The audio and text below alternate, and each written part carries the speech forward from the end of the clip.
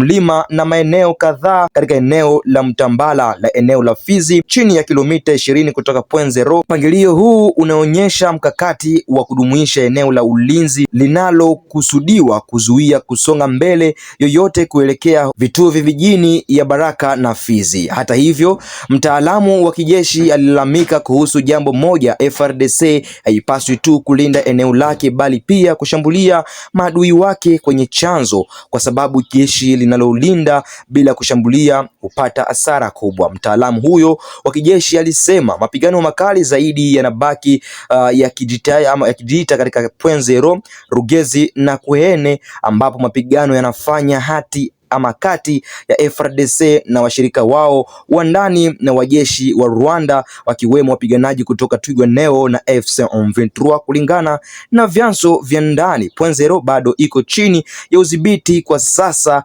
ya jeshi la taifa ya Kongo baada ya mapigano makali yanayoendelea huko Kivu Kusini, Fizi. Kulingana na watendaji kadhaa wa asasi za kiraia, matatizo yanayokabiliwa na FARDC yanahusiana zaidi na mashambulizi ya ndege zisizo na rubani kuliko mapigano ya ardhini. Mashirika haya yanaamini kwamba jeshi la Kongo kwa sasa linafanya upiganaji upya wa kimkakati ili kuhifadhi uwezo wake wa uendeshaji, huku likilinda ama likijiandaa kurejesha mpango huo katika hali itakapopatikana kuwa nzuri zaidi. Wakati huu vyanzo vya ndani vinaripoti kuwa Minembwe kwa ujumbe wa maafisa wa MRDP Twirwaneho wakisindikizwa na wanajeshi wa Rwanda na kuambatana na vipengele vipya vinavyokusudiwa kuimarisha nafasi za wakasi katika eneo hilo. Chanzo cha waasi kinabainisha kuwa muungano huo unapanga kufanya kila kinachowezekana ili kuimarisha mafanikio yake ya kijeshi karibu na Point Zero,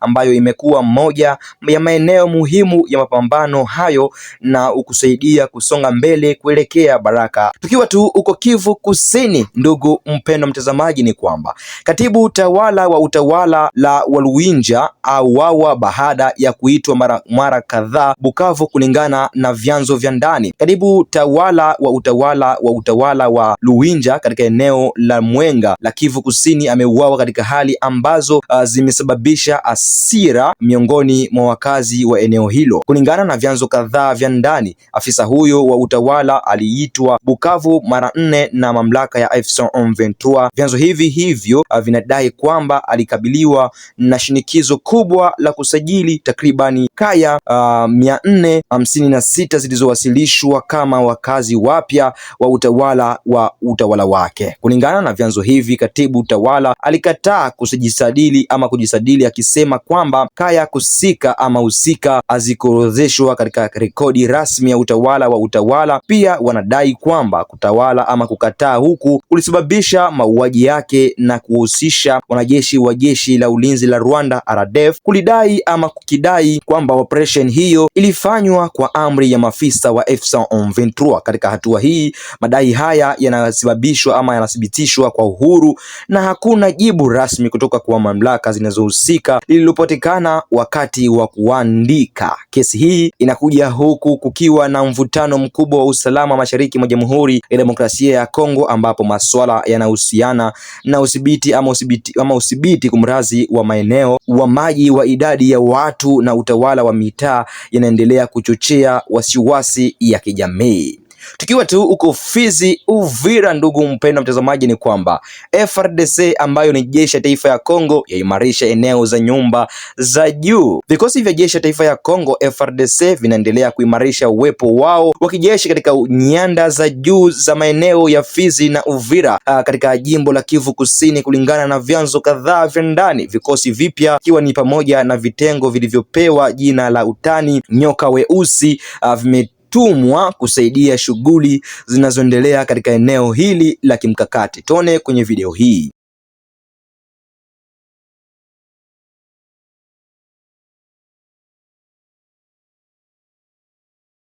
Uimarishaji huu unakuja huku kukiwa na mvutano unaoendelea na mapigano ya mara kwa mara kati ya vikosi vya taifa ya Kongo FARDC na vikundi vyenye silaha vinavyofanya kazi katika nyanda za juu haswa karibu na Minembwe. Lengo lililotajwa ni kuimarisha nafasi za FARDC na kuimarisha shughuli zinazolenga kuimarisha ama kurejesha mamlaka ya serikali katika sehemu hii ya jimbo. Kwenye mitandao ya kijamii, Wakongo wengi wanaelezea uungaji mkono wao kwa wanajeshi wanaoshiriki katika mstari wa mbele. Ujumbe kadhaa pia unahitaji kuimarisha uwezo wa uendeshaji wa FARDC, vikosi vya jeshi la taifa ya Kongo, haswa kupitia usaidizi wa anga ambao baadhi ya waangalizi wanaona kuwa jambo linawezekana katika uboreshaji nafasi wa shughuli katika eneo lenye changamoto kubwa. Hata hivyo, mamlaka za kijeshi bado hazijawasiliana rasmi kuhusu ukubwa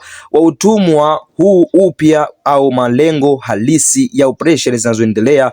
Macho yote sasa yanabaki Minembwe, ambapo hali ya kijeshi inayobadilika itafuatiwa kwa karibu kati siku zijazo. Matangazo haya unayapata kupitia WhatsApp channel, Facebook, Instagram, YouTube ukiandika 24 Information. Bado niko nawe kwenye habari hii ya leo jioni, ndugu mpendwa mtazamaji. Habari tulizonazo kwa sasa zinatufikia muda kama na huu, ndugu mpendwa mtazamaji, habari ambao angalau ni habari nzuri kutoka huko Mikenge na Minembwe kutoka tarafani Fizi, tukiwa mkoani Kivu Kusini. Inasemekana kuwa mapigano yaliripotiwa karibu na sehemu ya 0 FARDC yatangaza kusonga mbele. Mapigano makali yanaripotiwa kurekodiwa katika eneo la Mikenge katika nyanda za juu za Fizi Minembwe Jumatano hii Julai 8 mwaka 2026, kulingana na taarifa zilizowasilishwa na vyanzo vya ndani vinavyoungwa mkono vikosi vya jeshi ya Jamhuri ya Kidemokrasia ya Kongo FARDC. Sehemu ya kimkakati inayojulikana kama 0 inaripotiwa kuwa chini ya udhibiti wa FARDC. Wakati wa operesheni zilizofanywa asubuhi ya leo, vyanzo hivi vinasema kwamba shughuli za kijeshi zinaendelea kuelekea maeneo mengine ya kimkakati kwa lengo la kurejesha udhibiti wa eneo lote la Minembwe polepole. Chapisho liliripotiwa awali. Taarifa hii pia linadai kwamba wapiganaji wanaoshirikiana na M23 AFC na vipengele vya RDF ambayo ni jeshi la taifa ya Rwanda waliacha baadhi ya maeneo chini ya shinikizo la mapigano kumrazi na kuacha risasi zilizopatikana na wapiganaji wa wazalendo. Madai haya hayakuweza kuthibitishwa kwa uhuru wakati wa kuandika. Video inasambaa kwenye mitandao ya kijamii inawasilishwa kuwa inaonyesha hali ilivyo ardhini, uhalisia wake pamoja na eneo halisi. Ya tarehe ya kurekodiwa kwake bado haijapishwa. Hali ya usalama bado ni tete sana katika nyanda za juu za Fizi Minembwe, ambapo mapigano kati ya makundi mbalimbali yenye silaha na vikosi vinavyohusika vinaendelea kusababisha wasiwasi mkubwa miongoni mwa raia. Tukirejea uko Kavumu, tukiwa mjini Bukavu, ndugu mpendwa mtazamaji, ni kwamba ujumbe unatangazwa kuingilia kati ulio karibu na vikosi vinavyounga mkono na serikali. Ujumbe ulisambazwa sana kwenye mitandao ya kijamii, unatangaza uingiliaji kati unaokaribia katika eneo la Kavumu na Kivu Kusini. Machapisho haya yanadai kwamba wapiganaji wazalendo kwa kushirikiana na vikosi vingine vya washirika wanajiandaa kufanya operation dhidi ya vikundi vyenye silaha vilivyopo katika sehemu hii ya mkoa ambao ni vikundi vya M23 vinavyoungwa mkono na nchi ya Rwanda. Kulingana na jumbe hizi, uhamasishaji huu ni sehemu ya juhudi za kuimarisha usalama na kuhifadhi uadilifu wa eneo la Jamhuri ya Kidemokrasia ya Kongo. Waandishi wa machapisho haya wanaelezea uungaji mkono kwa vikosi vinavyohusika na kuthibitisha tena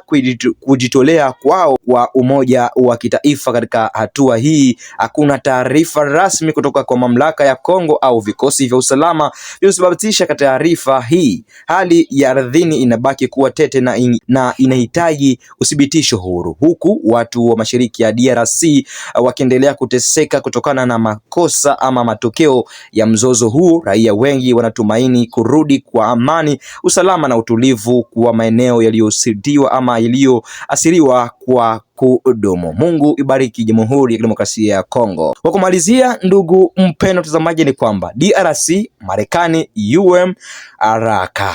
Inasemekana kwamba rais wa Jamhuri ya Kidemokrasia ya Kongo Mheshimiwa Felix Antoine Tshisekedi, ambaye anakomesha mauaji ya kimbari yanayowekwa kwetu na makampuni ya kimataifa na Paul Kagame, mkuu wa nchi ya Rwanda, wanatarajiwa katika jiji jipya Marekani, katika makao makuu ya Umoja wa Mataifa, ambapo timu ya maandalizi tayari iko mahali pake. Rais wa DRC Felix Antoine Tshisekedi katika Baraza la Usalama la Umoja wa Mataifa Julai hii, mkutano muhimu wa uwashawishi wa ngazi za juu ya uhusiano kati ya maliasili, amani, usalama na maendeleo endelevu. Maliasili, Jamhuri ya Kidemokrasia ya Kongo haipaswi kuonekana tena kama laana, lazima ziwe kichocheo cha amani, ustawi, uhuru, haki na mabadiliko kwa watu wa Kongo, alitangaza. DRC pia inashirikia urais wa mkutano wa kimataifa kuhusu ukanda wa maziwa makuu. Toujours DRC ni kwamba imeweka rasmi suala la maliasili kumrazi kwenye ajenda ya Baraza la Usalama la Umoja wa Mataifa, si tu kama mwanachama asiye wa kudumu kwa muhula wa mwaka 2026 na mwaka 2027, lakini pia kwa kuandaa vikao maalumu kuhusu mada hiyo. Ushiriki wa DRC umepangwa kulingana na muhimili kadhaa mikubwa ya kidiplomasia. Urais unaoungwa ama unaolengwa. Rais Mheshimiwa Felix Antoine Tshisekedi alitangaza kwamba ataongoza mkutano wa ngazi za juu ya Baraza la Usalama uliowekwa wakfu kwa uhusiano kati ya rasilimali ya amani hili madini ya nchi yasiyoonekana tena kwa laana, vita vya kiuchumi.